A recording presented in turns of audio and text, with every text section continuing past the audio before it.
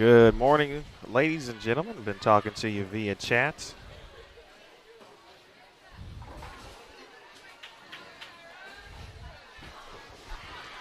Bill Williams Jr. here with you here at AMF Bolero as we begin Baker competition, day 2, final day here at the Midwest Collegiate Championships. Women's featured pairs 21 through 24. I mentioned this in the chat, but just as a note of a heads up, we couldn't really change our position, which would have been ideal to move further down to the near the lower end. But because of our cable runs from this side to the other side where Aaron is, we were kind of locked.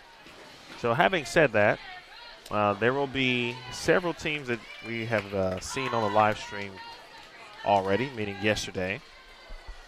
And because of that, we will periodically turn the camera to the left to try and cover some a bit of the full event, meaning full house, so to speak, and try to key in on a team or two that perhaps hasn't been on the live stream, including those who may be close to either winning or taking the lead at some point. Because of the way the skips work, actually there is technically no skips. It's left lane moves a pair left, right lane moves a pair right. Some teams just won't make it to us or in our vicinity, so we will try to get to them, if that makes sense.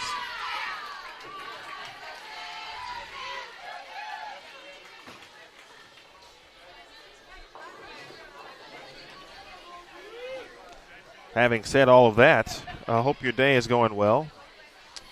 I look forward to returning here next year. Already got a few ideas in mind on how to potentially cover this one. If the format will remain the same, I think we'll be able to adjust by now that we've had a day or so to figure some things out.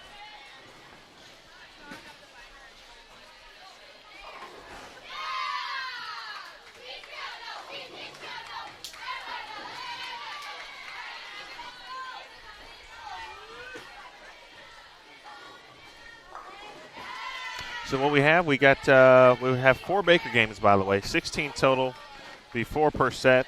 Teams will bowl 2 on their starting lane and then switch. Viterbo and UW Milwaukee, Ball State and, Morningside. All teams that we were able to see yesterday, and boy, backends are definitely fresh.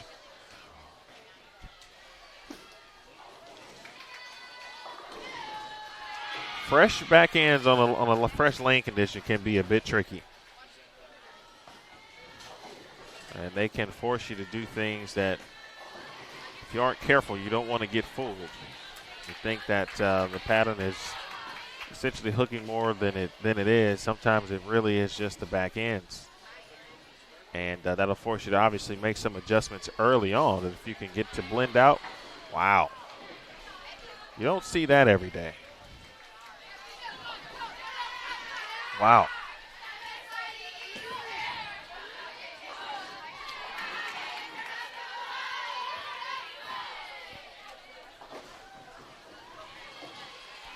So I'm going to try to do my best to kind of give you updates. If you followed us yesterday, you know that generally there won't be many scoring updates or results. But I'll check to see perhaps how they'll do it for Baker. I think they're going to try to update after every 4 as long as teams send in their score sheets. That's the most important part. And I will periodically make some walks down to see how those near the leaderboard or near the top of the leaderboard are doing and see if my guesstimations on where they will be are correct in regards to lane assignments. So at the moment, if everything that I see is correct, which it's not already,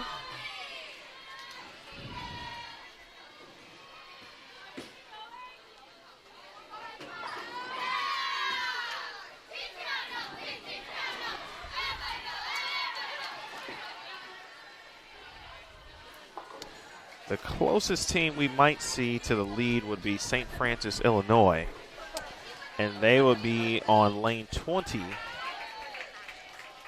in the final Baker set. So I'm going to assume that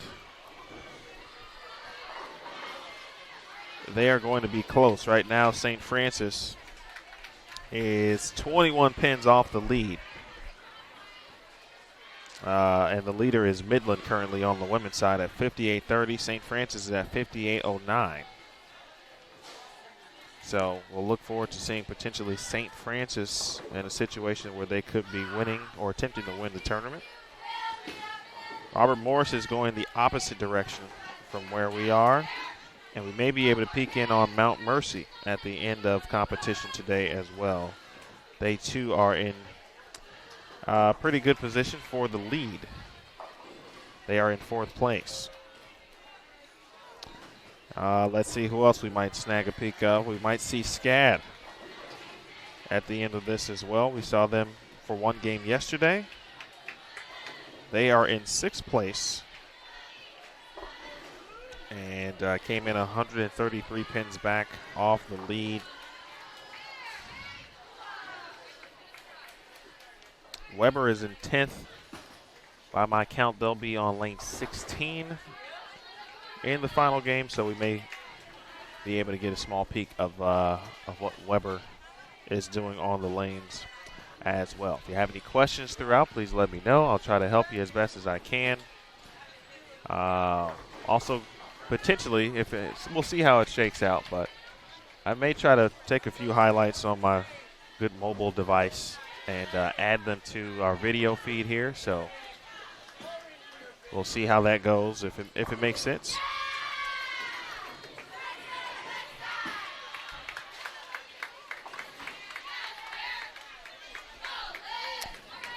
Those of you who may or may not be familiar with Baker, and I assume most people who are watching right now certainly would have an understanding. If you don't, I'm here to help inform you that the Baker format, 5 players, essentially 2 frames apiece.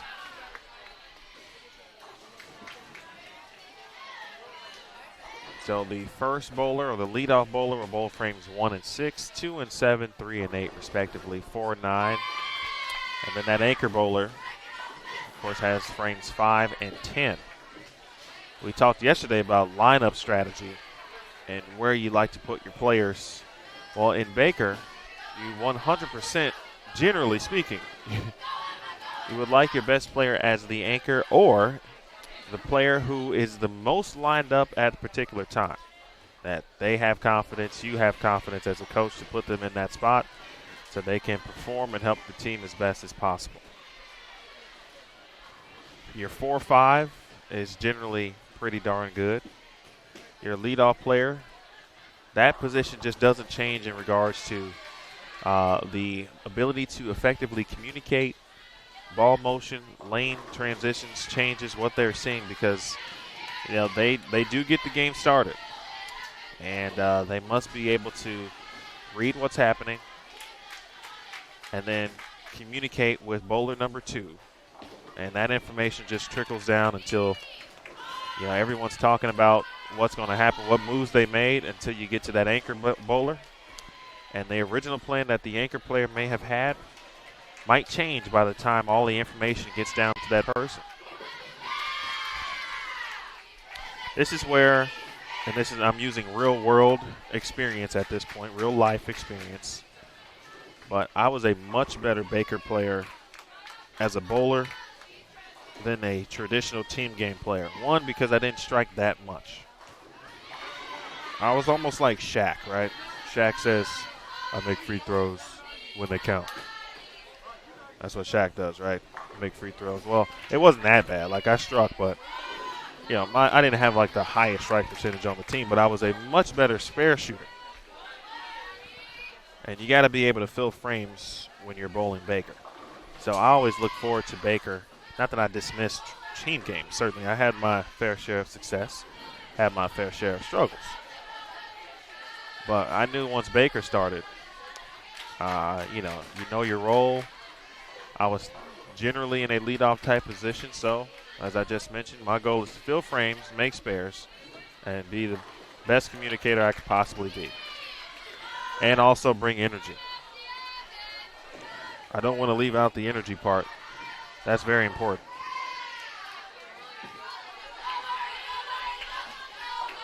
Because energy all of a sudden can get you to a place that you didn't think you were capable of.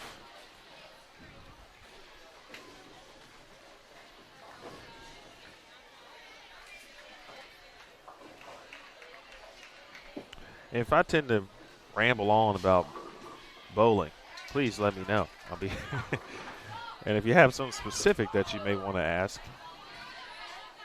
I'll be happy to discuss that as well.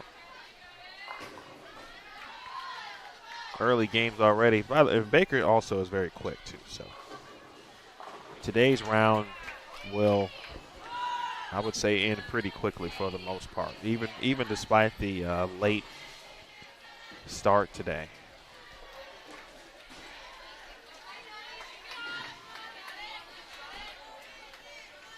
The key to Baker, because filling frames are so important, the reason that is obviously, this isn't a traditional team game where, 5 players have 10 frames.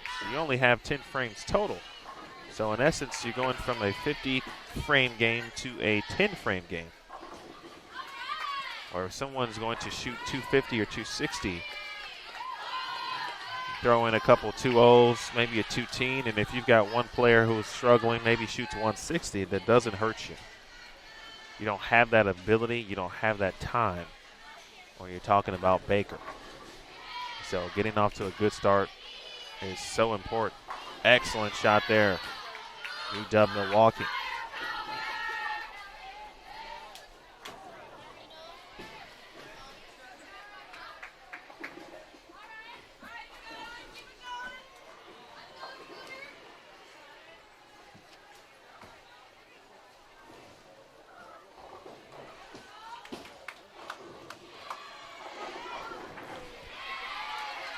Yesterday, UW Milwaukee, they had Kerry Warner, Delaney Campbell, Skylar Malcolm, Liz Mastro Petro, and Morgan Brooks in their lineup.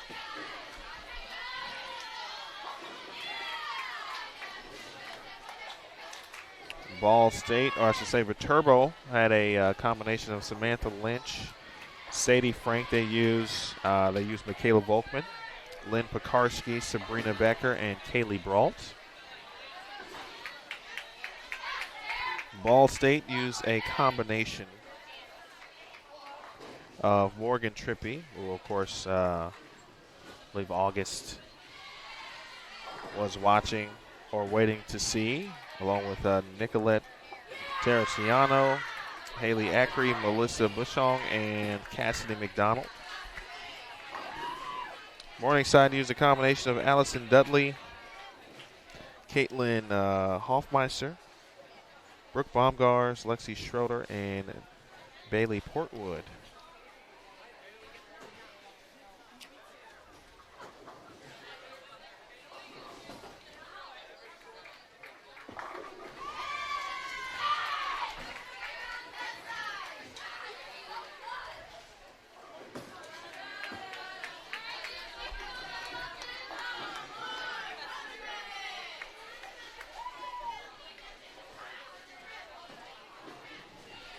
I was going to say, Sue, if the Midwest Collegiate Facebook page doesn't have them, then they don't have the full list out. I can tell you what I believe will happen in game 2.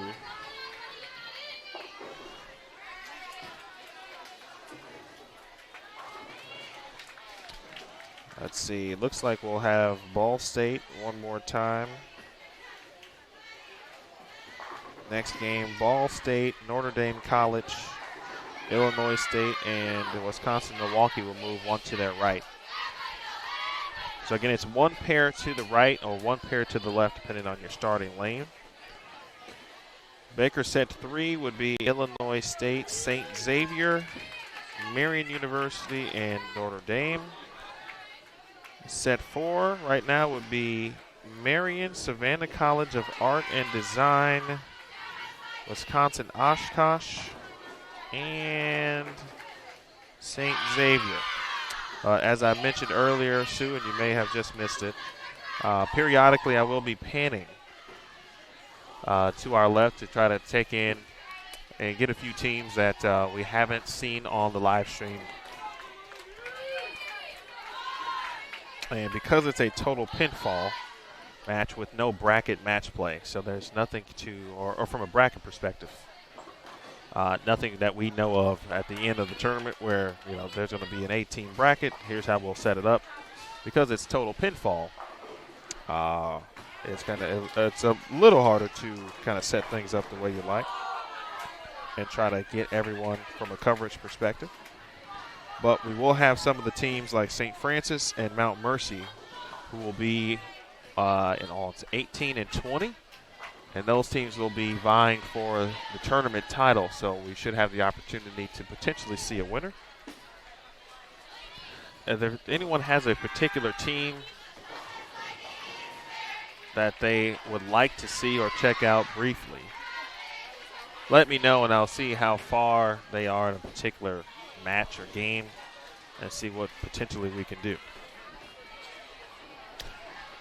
Having said that, I'm going to take a small break. I'm going to walk down to the low end and see how the top 2 teams are doing. Maybe get a couple highlights. I'll be back with you momentarily. If you got some questions, drop them in the chat for me, and I'll look for them once I return here shortly.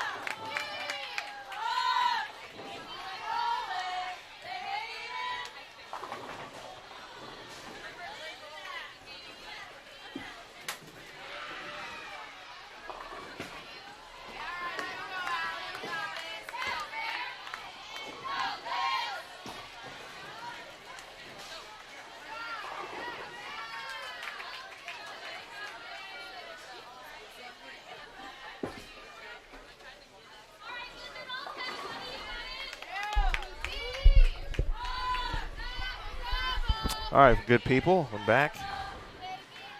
I can relate that. Okay, good. All right, so we got some teams who people would like to check in on. Okay. The good news is I can report that Midland shot 387 for 2 games. St. Francis shot 367 for 2.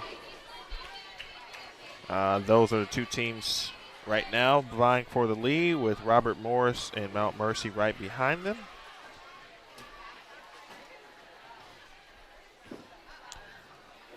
Next trip, I'll make the try to see where Clark is.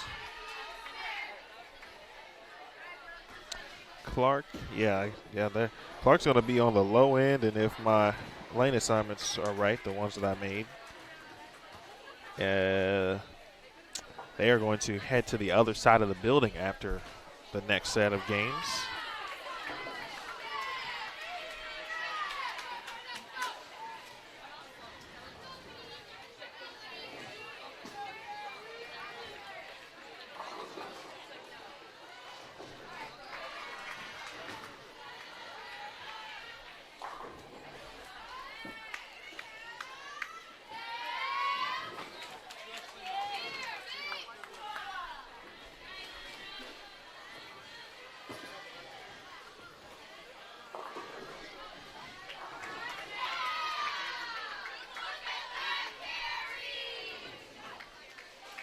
Look at that carry. How about that? That is one item that that is unique, I think, to college bowling. And we've all been around sports, so we know that cheerleading certainly is a part of athletics. It's also a part or stands alone. There's cheer competitions, dance competitions all the time. But the way that even to the men's teams, not so much obviously, or not as unique or perhaps as frequent as you hear from women's teams. But the cheers that the ladies come up with, and to this point, honestly, the cheers that male teams come up with are pretty awesome, mostly well done. Alma College comes to mind. They've got this cool like trans type thing that they do in relation to their school song. On the men's side, William Penn is always one of the tops in regards to cheering is concerned. They bring it.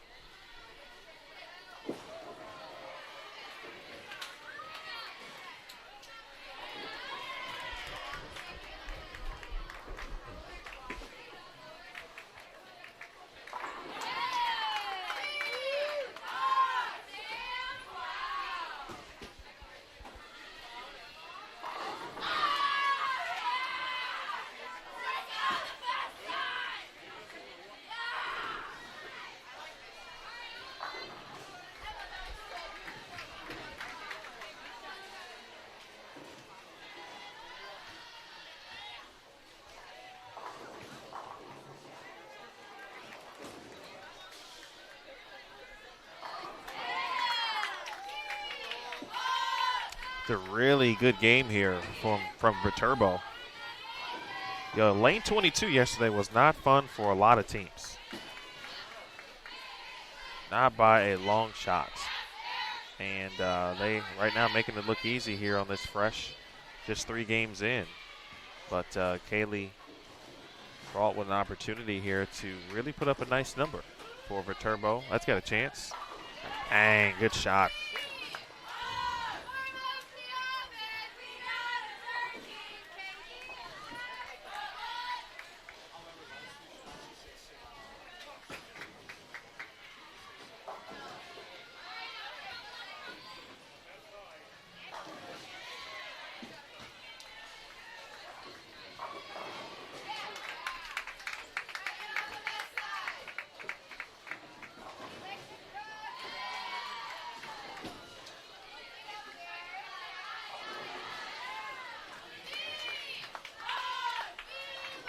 Nice 2:30 game.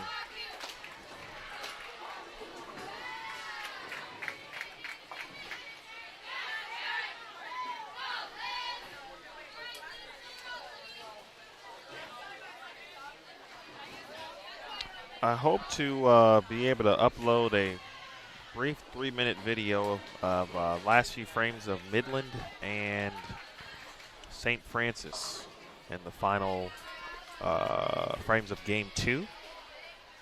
I'm going to try to make the walk again during Game 4, which is coming up soon. So, my enthusiasm to get more content for you, to try to help you all digest some of the teams or see some teams and digest this content that you haven't seen yet. Maybe put on hold briefly because I'm limited to how fast I can upload a video.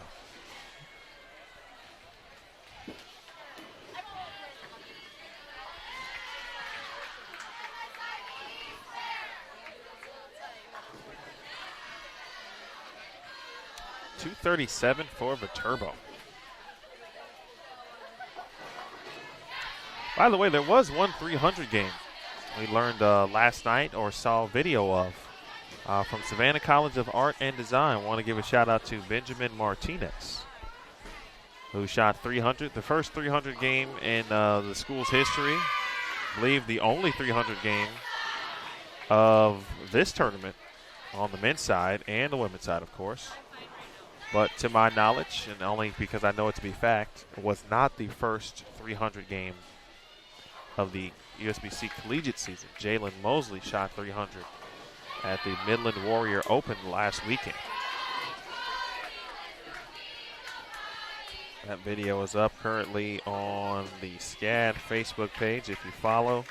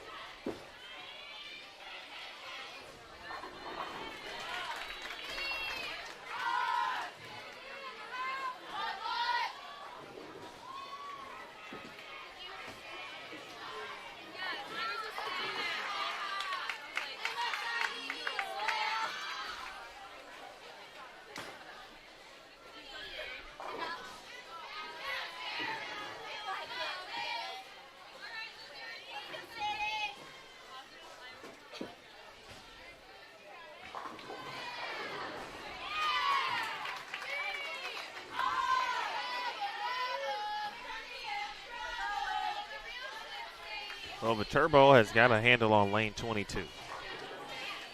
That's the other thing about Baker. Once you kind of get lined up, especially on a lane, and you know you're going to be there for a game or two, you can put up a number.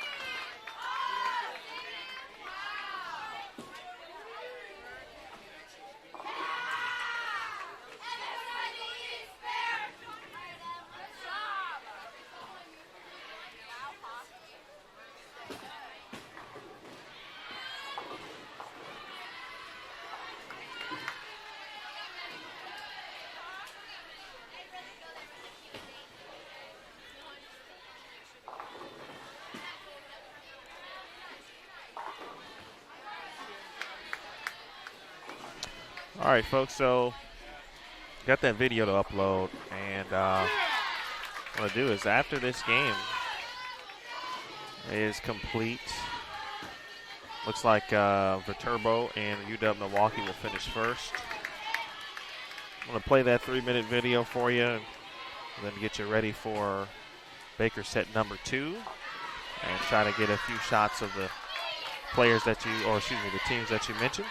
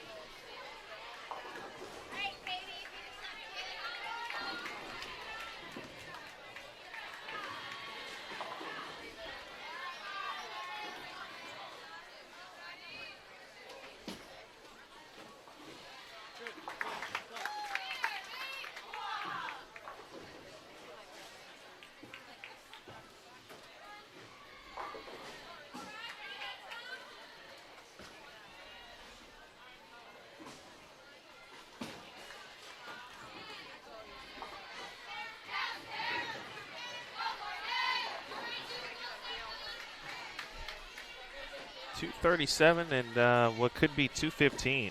The final 2 games for Viterbo. There's no bonus here, so just straight total pins for those who might be wondering.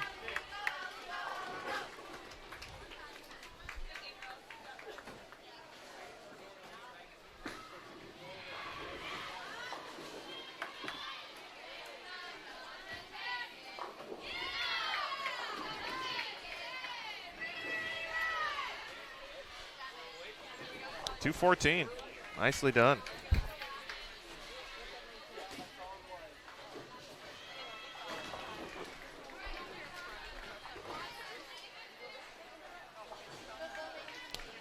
All right, here we go. So here are quick highlights, final couple frames of Midland and St. Francis from, from game 2 of their 4-game set, and then I'm gonna make another walk and see what we're looking like here.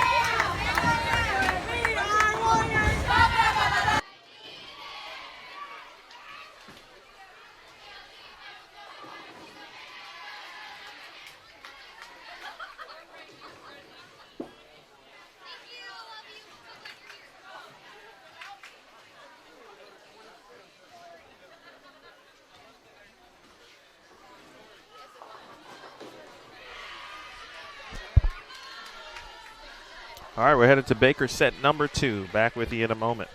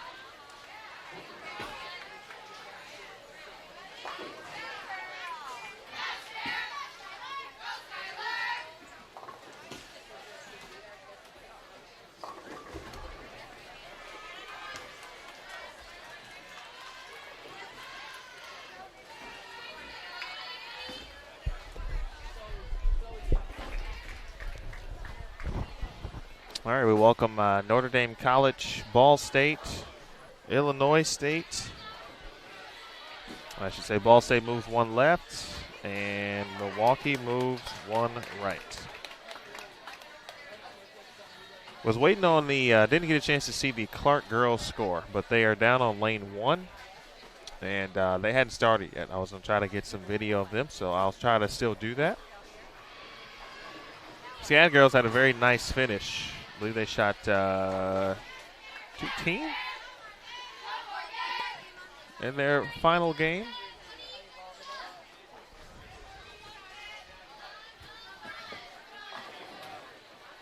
We saw Midland. I did not see William Penn.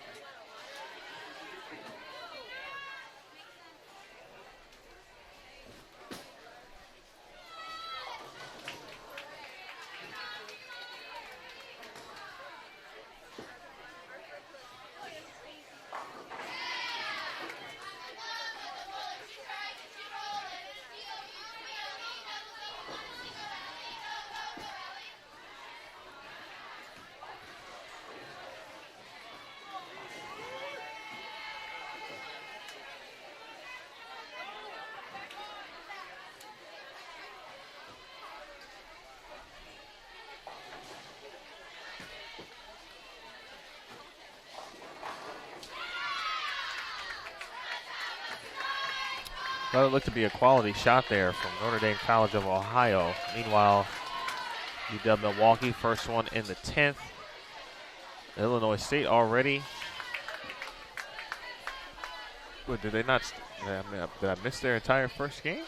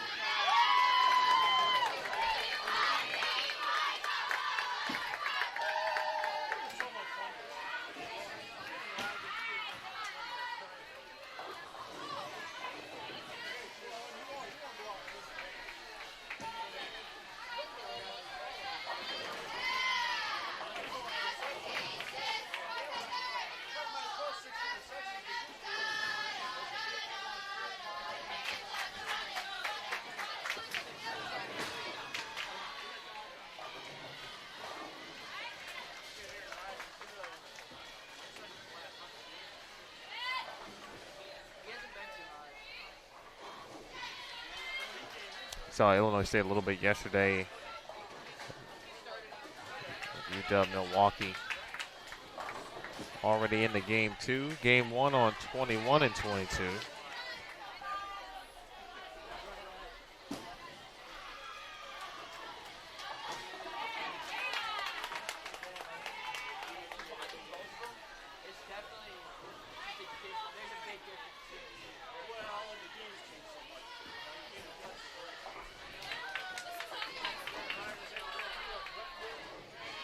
St. Xavier to our left, along with Viterbo. SCAD has moved one pair closer to the right. So we are going to see SCAD in the final game.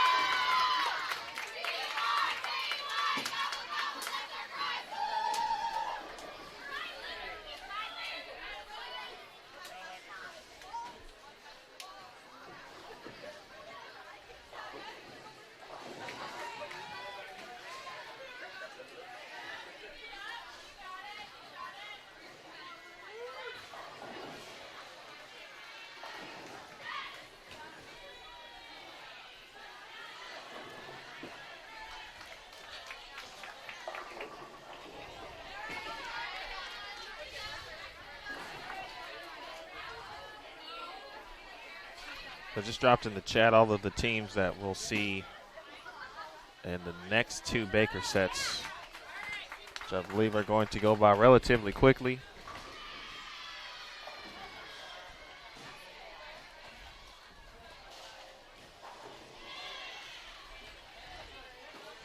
I'm also going to let's take a look at it right now. Although Baker set 1 just finished up, so I know the results aren't quite in yet.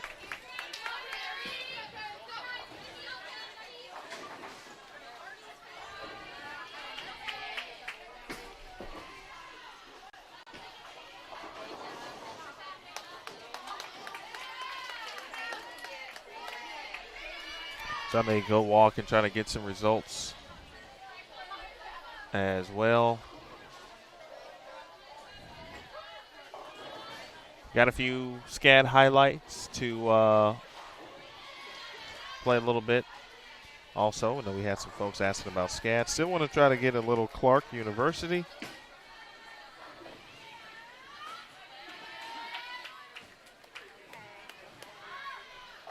Again, the tournament leader, Midland, is going to, they're moving left, so they're going to end up on the low end of the building.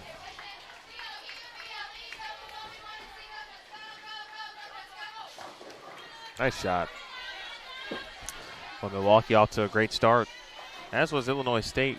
Early open and then the single pin miss. That's got to push just a touch. Hey.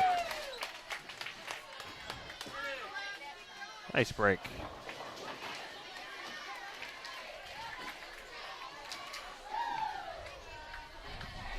Notre Dame College looks like a team that could sneak up on you late in March. They got some talent. Had a chance to check them out again a little bit yesterday, but got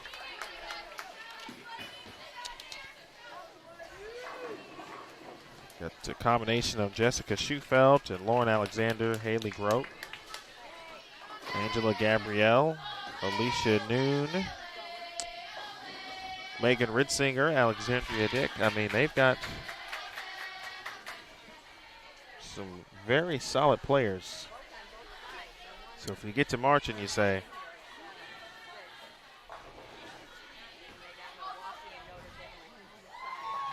wow, Notre Dame College made ITCs.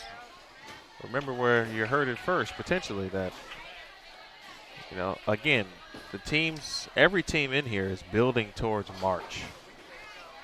That does not make the regular season obsolete, because as we all know, you know, there's no, it's not like, you know, you hear about it like in the NBA. Teams just kind of cruise right through the regular season, quote unquote, and then turn it on during the postseason, or you flip the switch and all that. And for some, that may work. It may not work for all, but for teams who may not have 5 All-Americans or, you know, 3 folks who were highly recruited, they've got to work hard. I'm not saying that Notre Dame College or any team that we're watching right now has that issue, just as a general speaking term. But this tournament, the next tournament they bowl, most teams will bowl somewhere between 8 and 12 events generally. And every one of those events is an opportunity to get better, because I remember several times where, you know, you come back from an event, if we bowled good, be all right, okay. If we struggled a little bit, there were several times where me and my friend and roommate Dre, we went straight to the bowling center to practice. That's how frustrated we were. There's going to be those days. Excellent shot.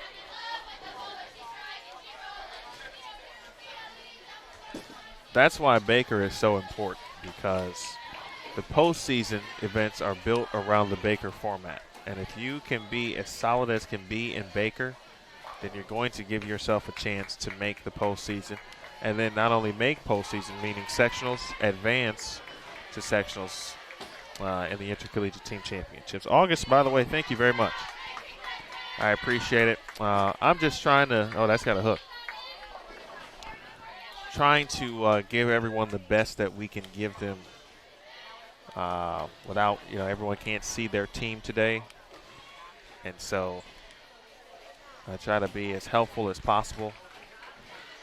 I do understand the magnitude of college bowling and just wanting to see your student athlete perform or the respective team that you're rooting for. So want to make it again just so everyone knows, dropped it in the chat, but Illinois State, St. Xavier, Marion, Wisconsin, Notre Dame College.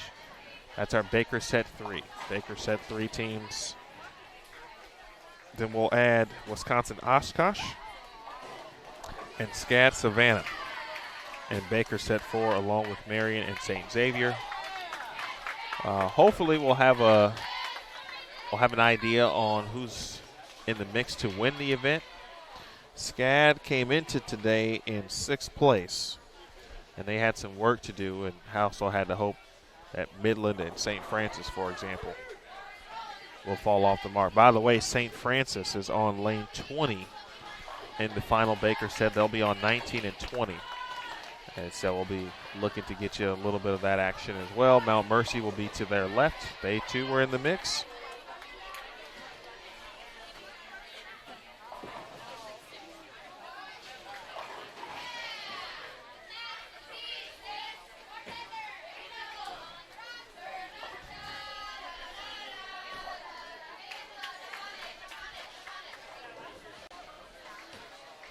Two games have flown by here on 23 and 24. And right now, UW Milwaukee a spare away from getting in the 2-0s. And there it is.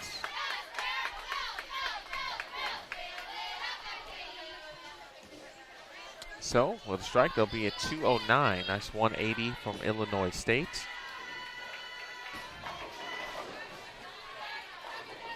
NDC with a nice mix. They've got a couple lefties.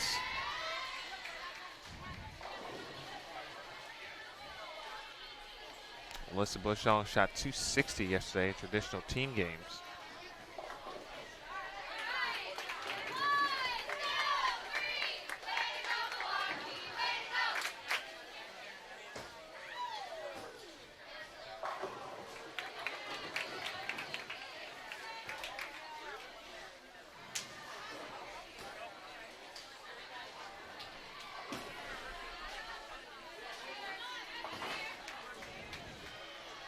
Okay, another highlight request. I know I still got to try to get some Clark highlights, or at least some scores from Clark, one or the other. I think highlights are better. Dropped some Midland highlight in game 1 along with, I can't remember who they were sharing a pair with at that time. Oh, it was the St. Francis, Illinois, that's who it was.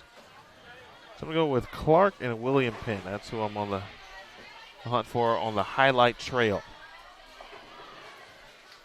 at the moment. All right, Jim. The format of the event was 6 traditional team games, which took place yesterday. And then today, 16 Baker games. There's no bonus pins, all just total pinfall. And the format, or I'm sorry, the lane assignments, they were scheduled, of course, yesterday. And then today they were based on where teams stood in the standings after qualifying. Teams who on the left lane move left, teams who started on the right lane move right. I was just talking about getting some highlights of some teams that haven't been on the live stream. Between now a day and some change. Oh, come on, 7-pin. Wow. We came into today with Midland leading the way by 21 pins over St. Francis, Illinois. Midland moving the opposite direction of where we are set up. So I'll be going down to check out potentially where they might be. St. Francis will join us not directly on the feature pair, but they'll be on lane 20 in the next Baker set. Oh, I'm sorry. Baker set 4. I apologize. Baker set 4. We'll have St. Francis, Illinois. I'm trying to get something of Robert Morris. Mount Mercy will be near us in Baker set 4 on 18.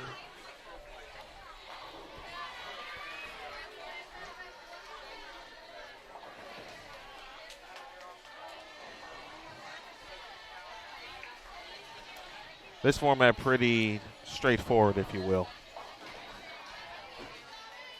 6 games, 16 Baker games, total pinfall, best team wins. Or team with the highest pin total. Doesn't always mean the best team won. Best team won that weekend, 100% though. Total pinfall. Our next event that we'll be at will be the Mid-States Championships. That's Tier 1. And similar formats as far as team game go. Number of team games, number of Baker, but they do have 8-team bracket finals after Baker. So there's another addition to that. So that's how they crown their champion. A lot of teams, or excuse me, tournaments do have that.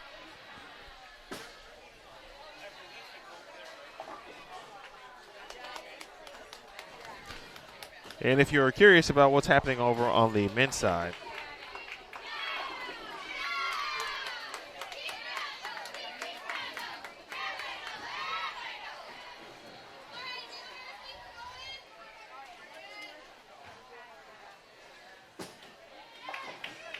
Aaron Smith is over there and trying to create some stuff for you.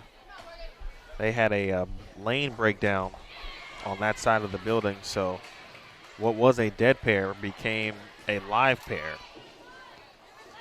And so we made the best we could do with that situation. But it brought some teams higher in the standings to that end of the building. So it looks like Lindenwood and McKendree actually might be on 29 and 30 right now. St. Xavier and Illinois State on 31 and 32.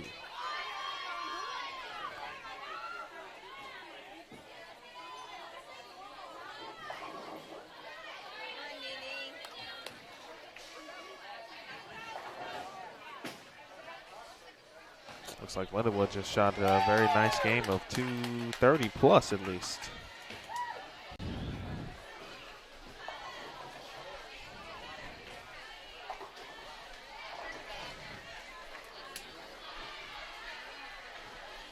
'23 and 24 has become more of a favorable pair to be on. That was noticed. Scott Elderson noticed that yesterday as well. 21 and 22 of the two pairs that we've been focused on. 21 and 22 seems to be the tougher of the two.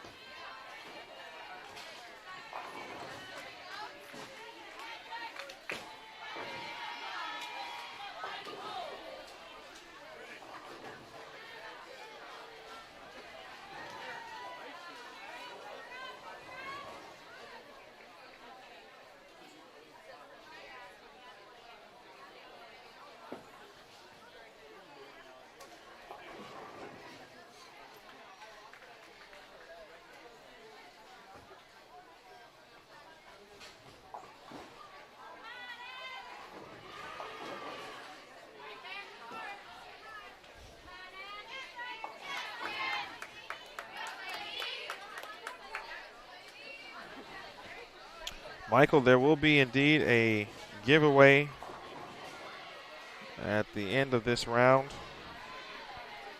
And the final Baker set, which would be Baker set number 4.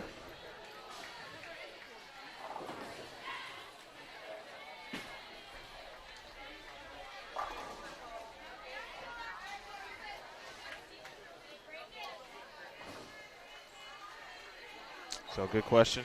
Keep that in mind for sure.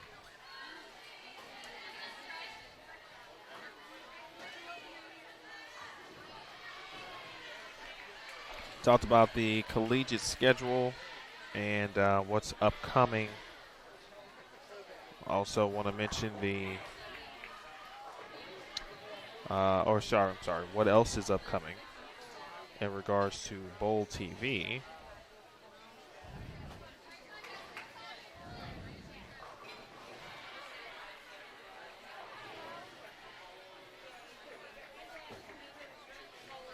The U.S. Open is upcoming as well. That will be on Bowl TV.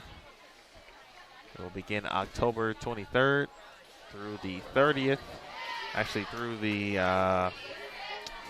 29th. Yeah, the 30th is the live TV show.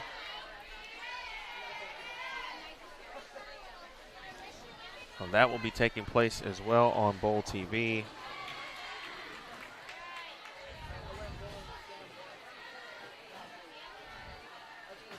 If you're new to Bowl TV, there are a few additional channels depending on your level of subscription.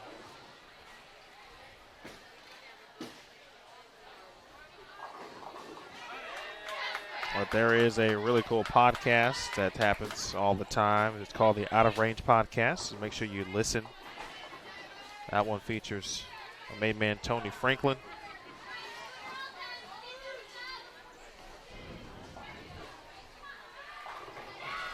Tony Franklin, Matt McFadden, and Derek Hartnell. They talk about everything on the lanes and off. Some of the sport's biggest stars stopping by each week. So they do some really cool stuff. Got a couple of funny segments. So that one is called, again, the Out of Range Podcast. And that is located in the Backstage channel. Backstage on Bowl TV. That's the only place you can check that one out. And actually, that one is free to watch as well. So despite or no matter what level of subscription, the Out of Range Podcast is free to check out. So all you need to do is have a login to listen to that content.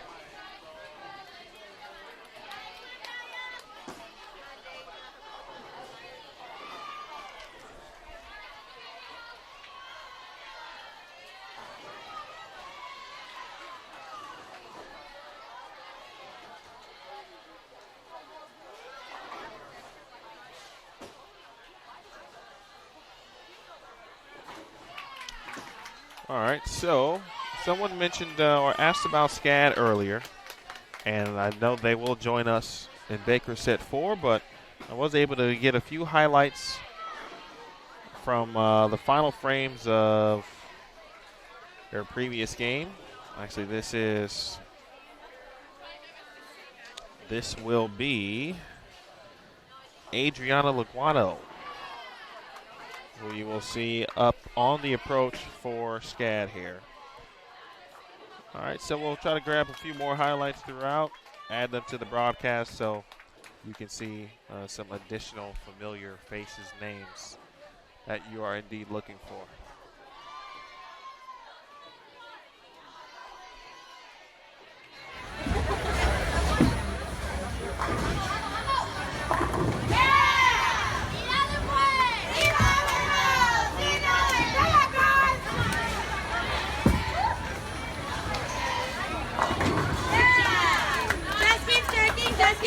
What does she do? She strikes. All right.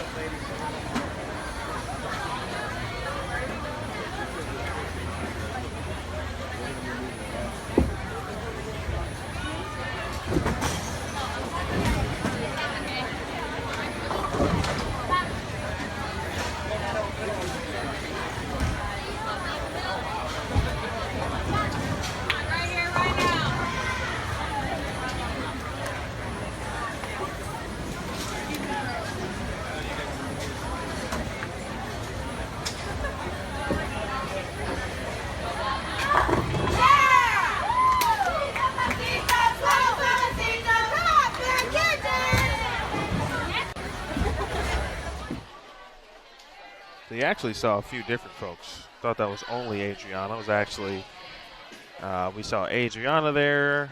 Mela Perez was the final player to strike on that shot.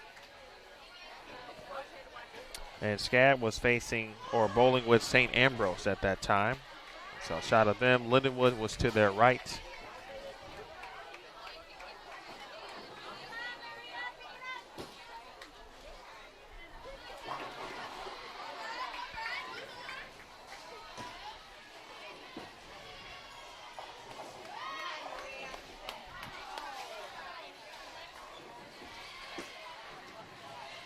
This is turning out to be a quality set here for UW Milwaukee.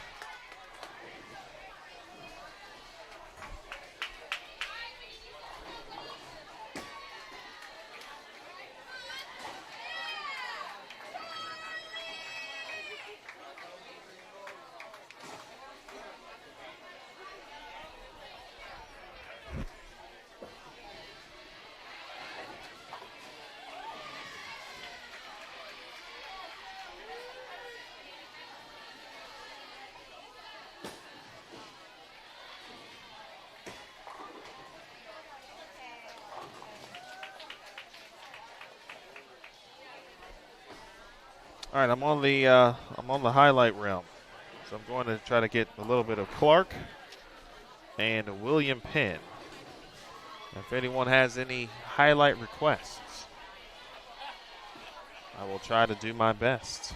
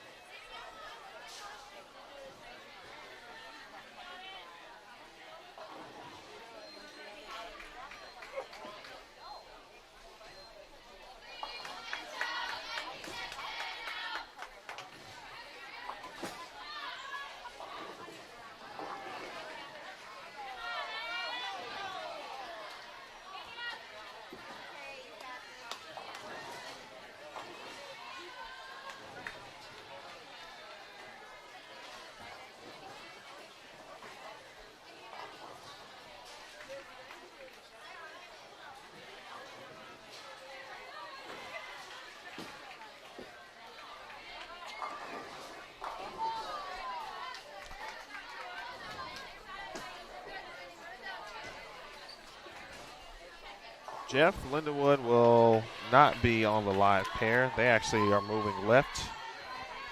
So I'll try to put them on my highlight list. Jason, I had a Midland highlight. I will replay that one for you.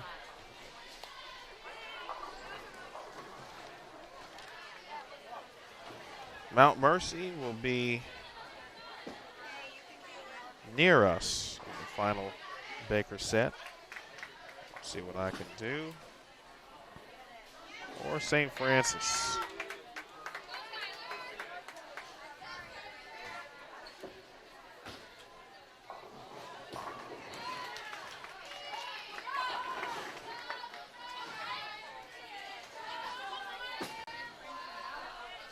All right, each will be approximately, I'll try to keep it no longer than 2 minutes because based on our connectivity, 2 minutes seems to upload quicker than 3. All right, so I'm going to see what I can come back with.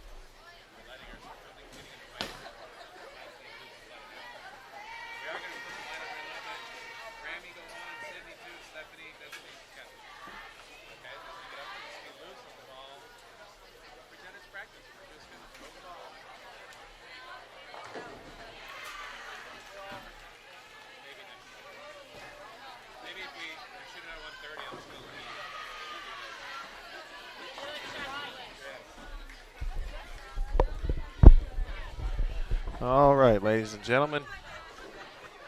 That's we got a few things for you.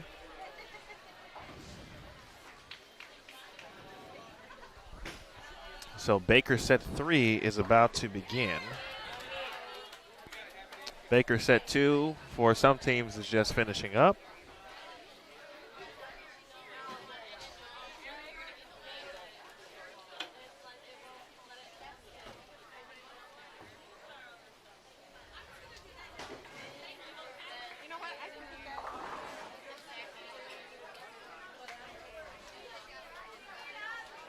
And while I have a moment,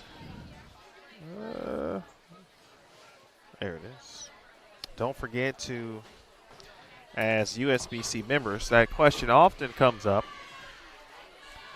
What do I get for my USBC membership? Part of that, though, and what you get is through the Benefit Hub. And if you haven't checked that out, I certainly would encourage you to do so. Members score more, certainly, with the Benefit Hub. Variety of offers, exclusive discounts, for example, from many top brands, cashback offers, local deals, and much, much more. Stop on over to bowl.benefithub.com where members score more. Again, that is bowl.benefithub.com where members score more, and check things out.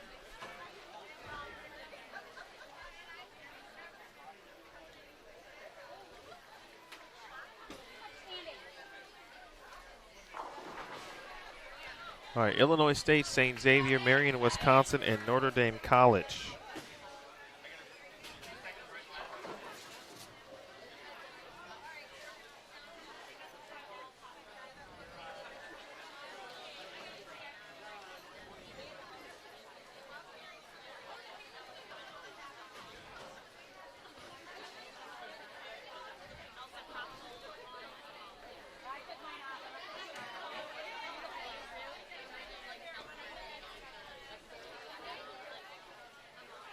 So I was able to get a few highlights of Lindenwood, Weber, Midland, and Clark. With a little bit of SCAD. Also got a shot or two from William Penn. And it actually helped that some teams were on the same pairs as others. St. Francis and Lindenwood were on the same pair. Weber and Midland were on the same pair. I got Clark again and William Penn. So let me upload those real quick, and we'll play them as this Baker set gets underway. And then we'll see SCAD. We will see Mount Mercy. They won't be on the pairs directly, but we will be panning over in that area for this final Baker set because the championship is on the line. It's actually really close. After the first set,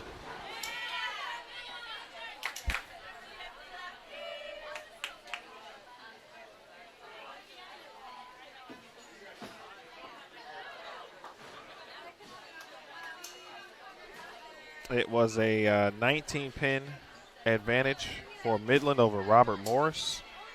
We need to get some Robert Morris highlights. St. Francis was at 65-81. So Midland 66-01. Robert Morris 65-82. St. Francis 65-81. Mount Mercy 65-76.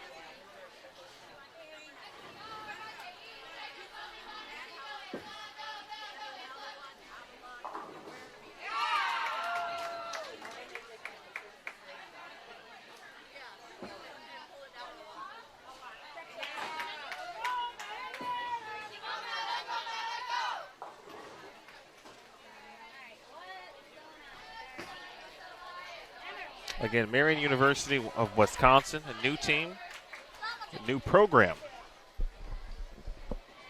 And first season of competition, Notre Dame College of Ohio, St. Xavier from Chicago on 22,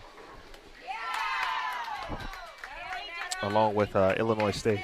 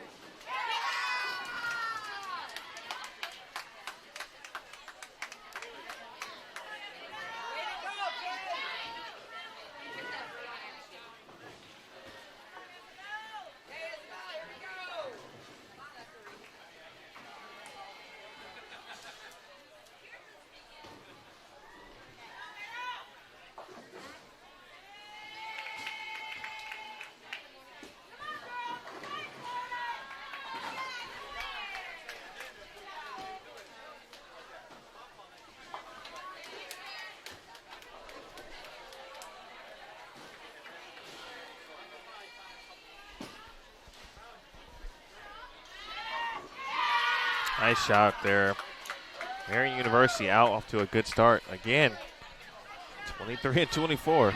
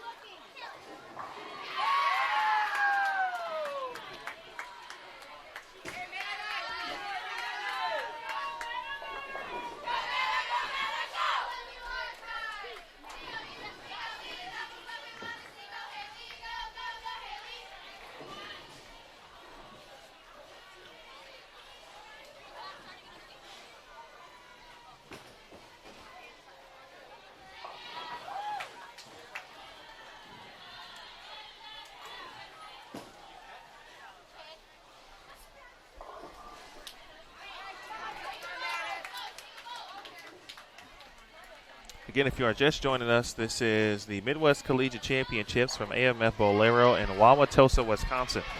My name is Emil Williams Jr. We've been with you on this side of the building. There's a two-sided building here at AMF Bolero, 1 through 24 on one side, then 25 through 70?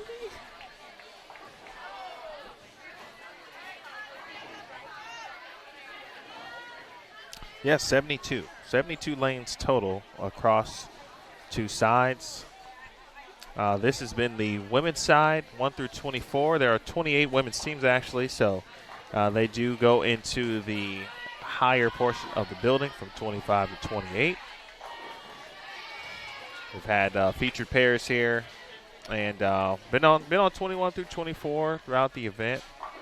But because of the format, total pin, so there is no bracket final. Some of the teams that you may see in a finals type situation, we may not have all of them. And so been trying to get some highlights and add them to the broadcast as a way to at least see a little bit of the action or some different teams. Looks like we'll be in game 2 pretty shortly here. We've got SCAD next door, but SCAD will be on our featured pairs coming up in the next set. A lot of folks were asking about Mount Mercy. They'll be on 18. St. Francis will nearby on 20. And both of those teams are fighting for the title. So we'll be probably keeping it on St. Francis in that area, Mount Mercy, more often than not in Baker set 4.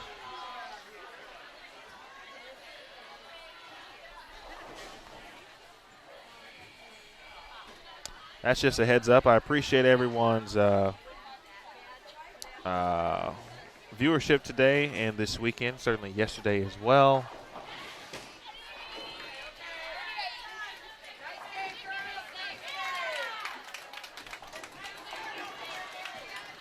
If you haven't already, be sure to check out the men's featured pairs, where Aaron Smith is hanging out.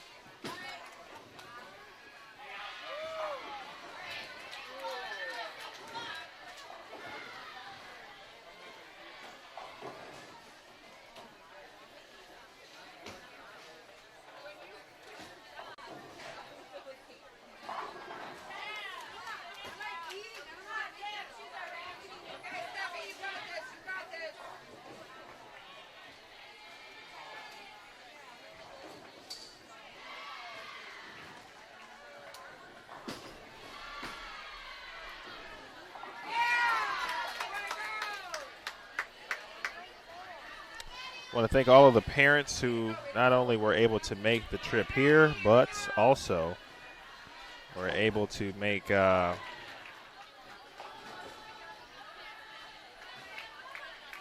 if you weren't able to make it and you were able to see your son or daughter this week on Bowl TV, we thank you.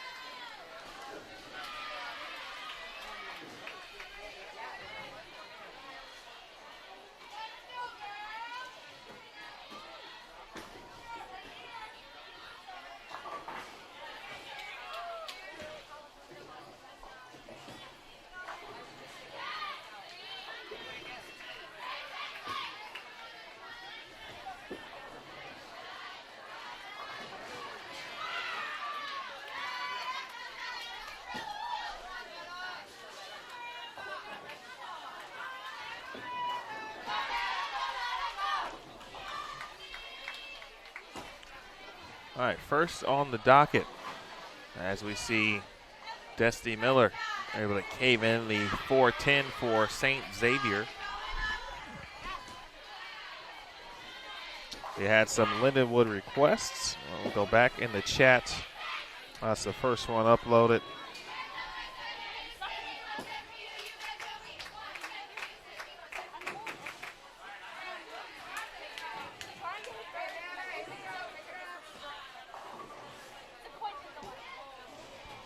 St. Francis is also on this pair. Oh, I'm sorry, in this video, I beg your pardon.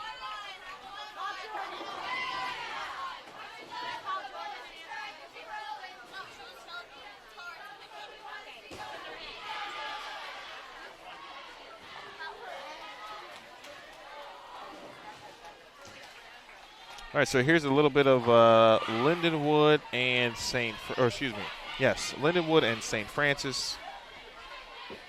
You will see Mina San Nicholas, Abby Ragsdale, Mina from LU, Abby from St. Francis. You'll see a little bit of SCAD. They are to the right here on this vid.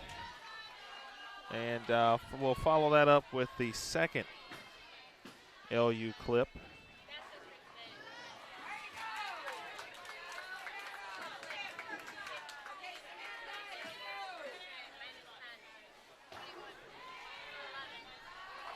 All right, here we go.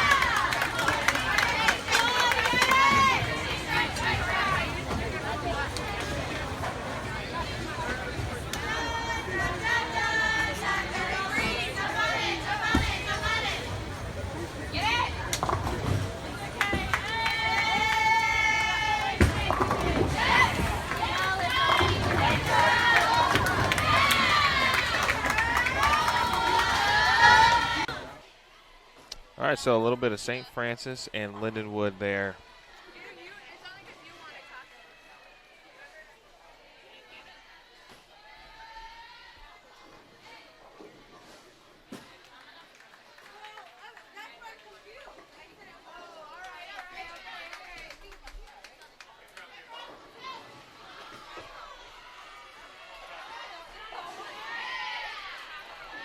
Game 2 nearing completion all the way. Fortunate shot there for St. Xavier, but luckily for them, they've got an opportunity to, she has an opportunity, I should say, to continue on. So here also is Lindenwood. This is Serenity Quintero of LU. You also see a little bit of SCAD in this clip as well, as we continue to try to upload some highlight clips across the entity. Another good shot for Notre Dame College. Again, keep your eye on them throughout the season.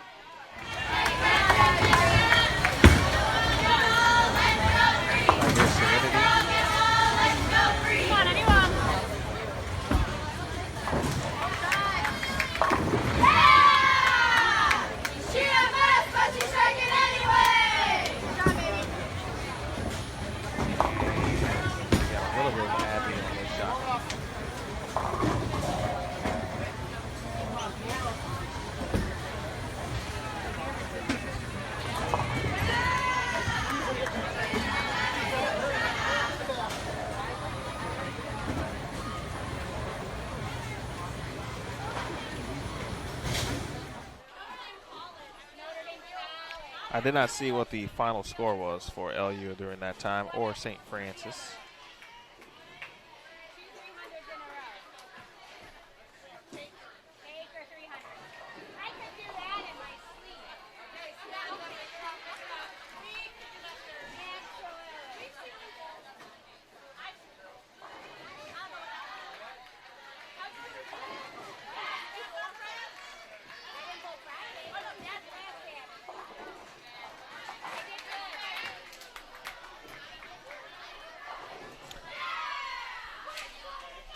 All right, we've got some Weber footage also.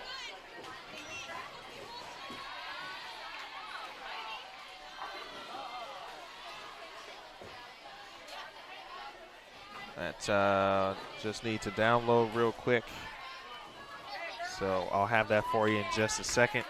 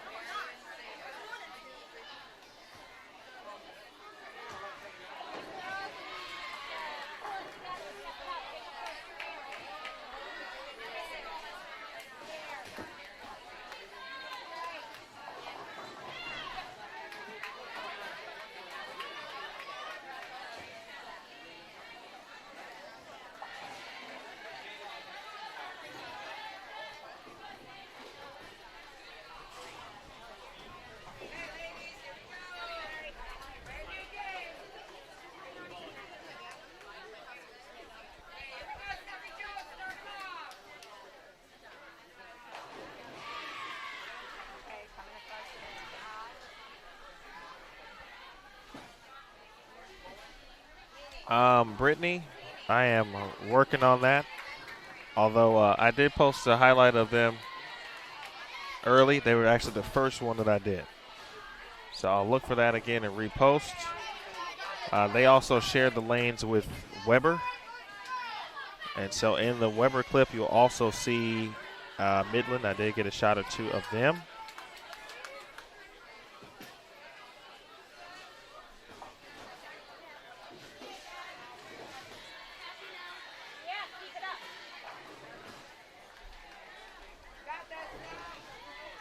Again, this is Baker set 3.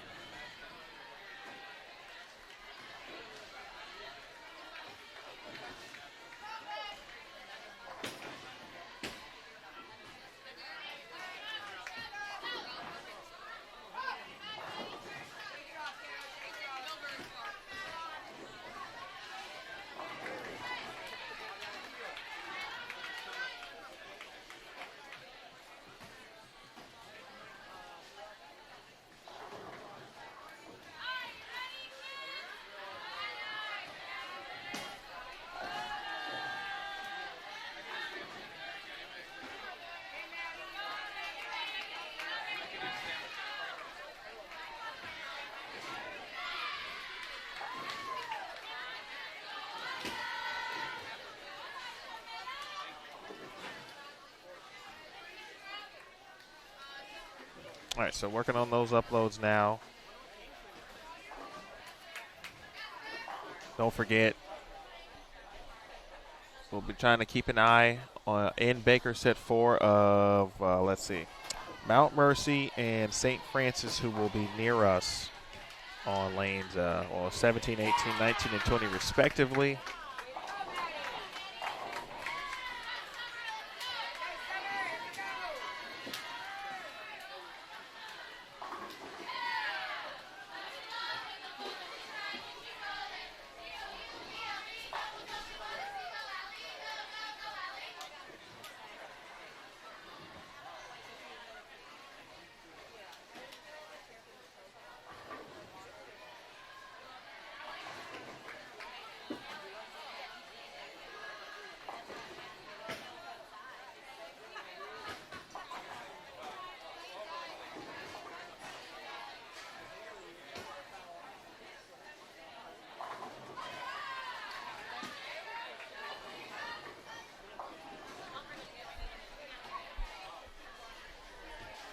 Want to thank all of you for hanging out, being patient.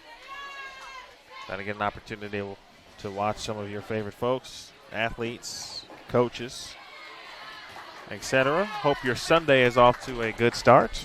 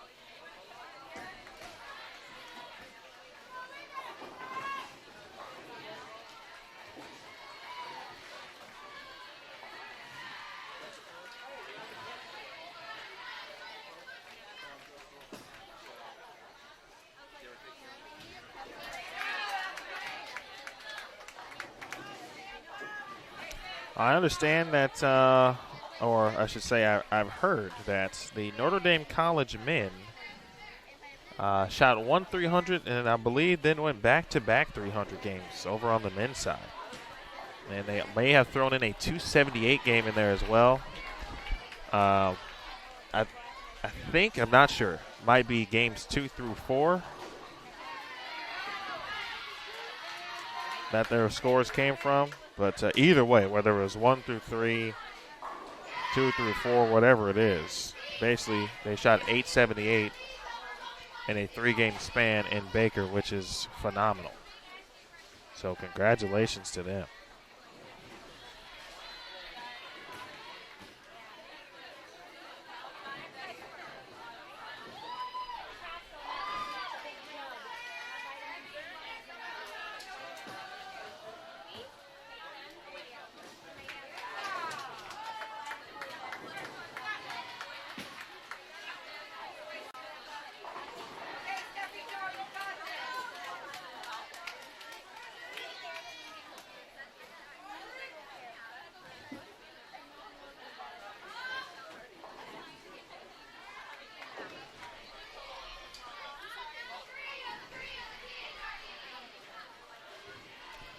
All right, coming up next,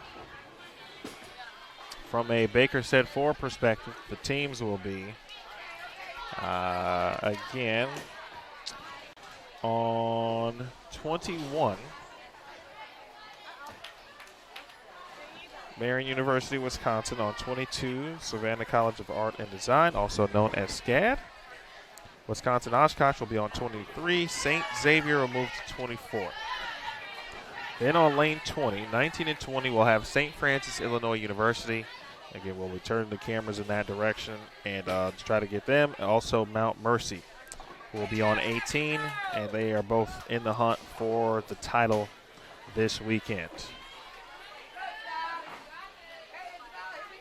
So if you all agree that's a solid plan, I'm going to go with that. And maybe we'll get a chance to see a team take the title in the final Baker set of the day.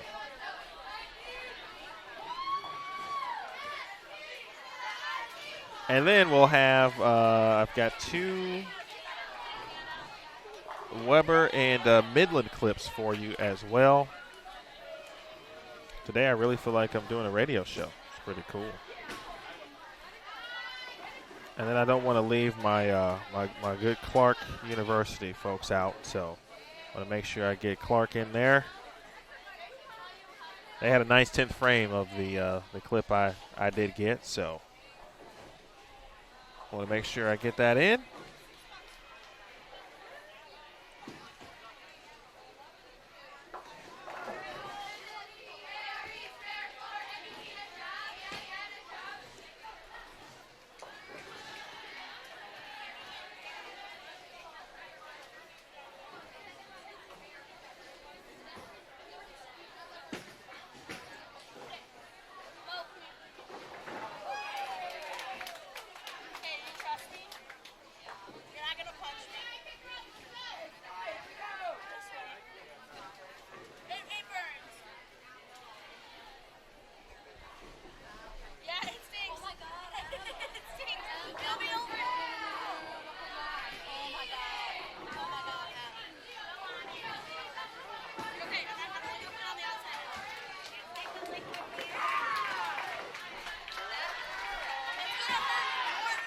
I just heard one of the greatest conversations I've heard in a long time. And teammates from Illinois State. I think one teammate either has an open blister and the other teammate acquired some new skin to help that teammate out. And the first words that the teammate who acquired the new skin said to the teammate who is dealing with what looks to be a bowling type of wound on her thumb, said, "Do you trust me?" You already know that it's going. It could be bad when people start with the words, "Do you trust me?" you know you could be in for some trouble. As she said, "Okay, it's going to burn a little bit," and she applied the new skin for her teammate so she wouldn't further damage her thumb. That right there was one of the great things I've seen in a long time. New skin application is important, ladies and gentlemen. And if you have not had any new skin on before, yeah, it can be a bit different. All right, here we go. Weber and Midland highlights.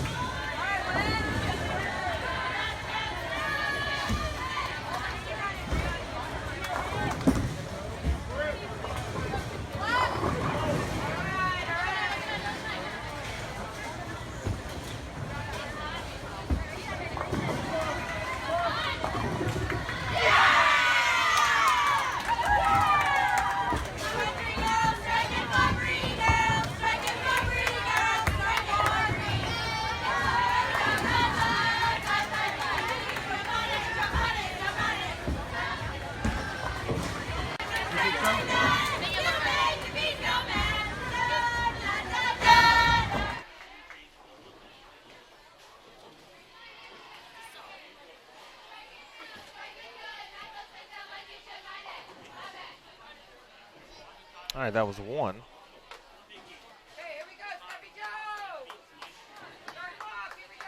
You got it, you got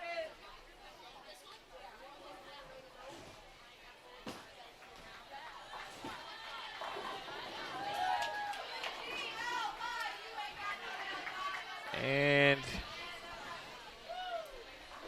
here is number 2.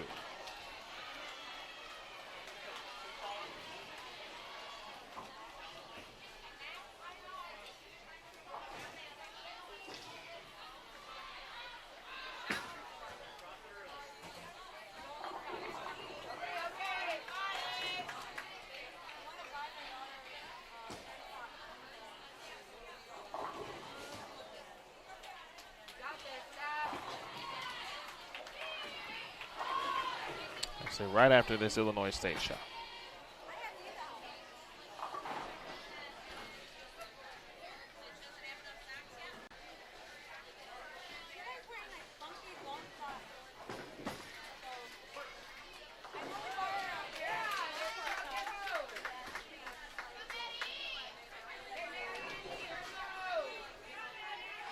All right, hold on a second, good people.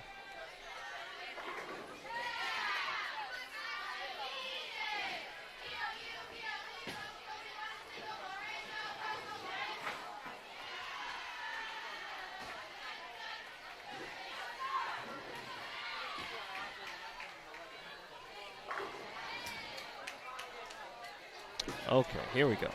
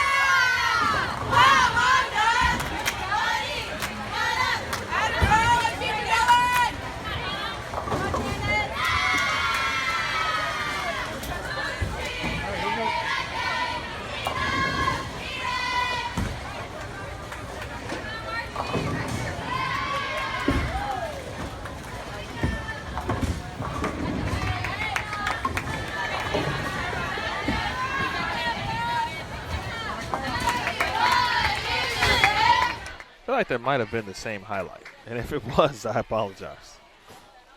That was not my intent.